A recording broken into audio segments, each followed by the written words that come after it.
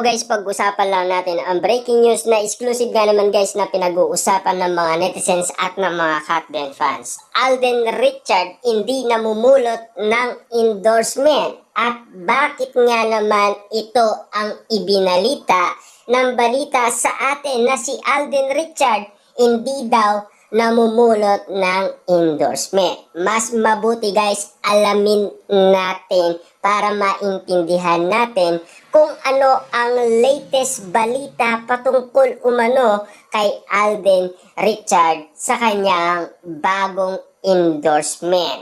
At ito ang sabi ng balita. Naaalala namin binas ng mga fan na isang aktor si Alden Richard dahil naimbitahan sa event ng isang klase ng motorsiklo. Inakala agad ng fan na endorser si Alden ng motorsiklo at dahil invited din ang favorite actor nilang binas ng katakot-takot si Alden Richard. At bakit nga naman guys binabas umano si Alden Richard ng mga tao? At ano itong kaganapan nangyayari umano kay Alden Richard dahil invited lang ito? Pero ano nga ba ang katotohanan patungkol umano sa motorsiklo? Na ayon guys sa mga Katden fans or mga Delulu fans, napakagwapo naman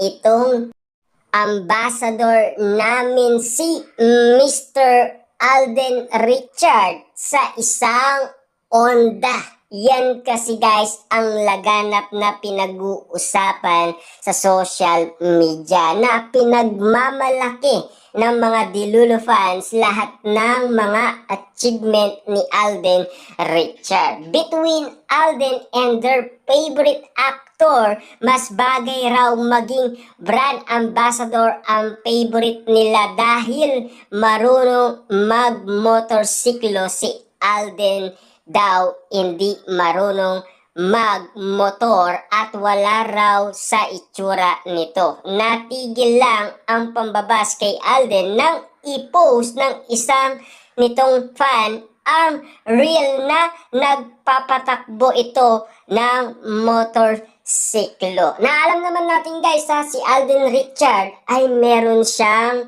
motor. Kitang-kita naman natin yan guys dahil si Alden Richard ay mahilig din kasi sa motor, hindi lang sa mga malulupit na mga sasakyan. Siyempre guys, kita nyo naman si Alden Richard ay meron nga naman kasing motor na spotted yan guys, matagal na. Ano naman guys ang ibabas nila kay Alden Richard ng mga bumabatikos sa kanya? Natigil lang kasi ang pambabas daw kay Alden Richard dahil merong isang fan na talagang kilalang kilala umano si Alden Richard at dali-dali nga naman guys ipinost ito. At siyempre doon na siguro guys namulat ang mga taong nambabas kay Alden Richard. Kaya nga naman guys, sila ay natigil. Kita nyo naman guys, no? Kahit ang endorsement ni Alden Richard ay binabatikos. Pero para sa mga Delulu fans ay kalugod-lugod ang mga achievement na nangyayari umano kay Alden Richard. Kita nyo naman guys, isang Alden Richard talagang siksik liglig at umaapaw ang natatanggap niyang blessing na sana yung nangyari umano last 2024 ay mangyari din ngayon 2025.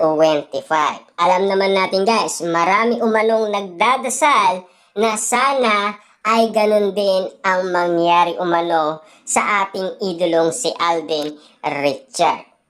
Kaso nga lang guys, ang inihintay lang natin talaga ang project ni Catherine Bernardo at Alden Richard na matagal din nating inintay at inaabangan at marami na rin guys ang sabik na sabik sa kakaintay umano tulad ng dati. Anyway, hindi magagalit at hindi na ibaba si Alden ng mga fan ng aktor dahil may ibang brand ng motor na kumuha sa kanya para maging brand ambassador. Hindi na siya makakasuhan ng mang-aagaw ng endorsement. Wow, grabe guys ha. Talagang ibang klase ang pambabatikos kay Alden Richard na ang sinasabi nila hindi na daw siya makakasuhan at hindi na daw siya uusgahan na mang-aagaw ng endorsement ng ibang aktor na kanilang idolo. Na alam naman natin guys, maraming nagmamahal kay Alden Richard at maraming nagtitiwala sa kanya. Kita nyo naman guys, no? Isang big star at famous na isang Alden Richard. Siyempre, kita nyo naman guys ang kanilang movie na Hello, Love Again na pinagkaguluhan, pinag-usapan at pinagpestaan na talagang successful talaga ang kanilang movie. Kitang-kita naman natin guys ang pangyayari dahil hindi naman guys nakapikit ang ating mga mata dahil kitang-kita naman natin guys na nagustuhan ang nasabing movie na Hello, Love Again. Hindi lang sa Pilipinas, maging sa ibang bansa. Kita nyo naman guys ang lupit ng isang Alden Richard para hindi pagkatiwalaan ng isang kumpanyang pwedeng magmahal sa kanya at sumuporta bilang isang ambassador. Kita nyo naman guys ang sinasabi ng iba. Tisoy babalik na sa variety show Still on Alden. Simula sa February 9, regular na siyang mapapanood ulit sa All Out Sunday. Pahinga raw muna siya sa paggawa ng serye pero may pasubali na But I Am Ready If My Right project and a different story. Anyway, masaya ang aktor sa pagbabalik sa AOS. Babalik tayo sa host and performer na ka-miss din and I will get the chance to meet new artists at excited na ako.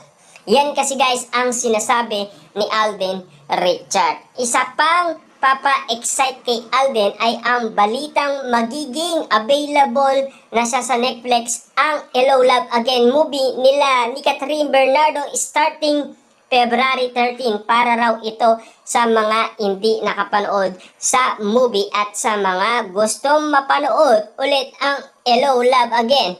Swak din ito sa Valentine's Day, yung ready ng magmahal muli. Kasi ito lang ang inihintay natin guys at inaabangan ang pagbabalik ng kanilang movie na mapapanood na natin sa February 13 sa Netflix at kaabang-abang na ang kanilang movie na napanood na natin na talagang pwede pa natin itong mapanood ulit dahil masaya na tayong sa kakain.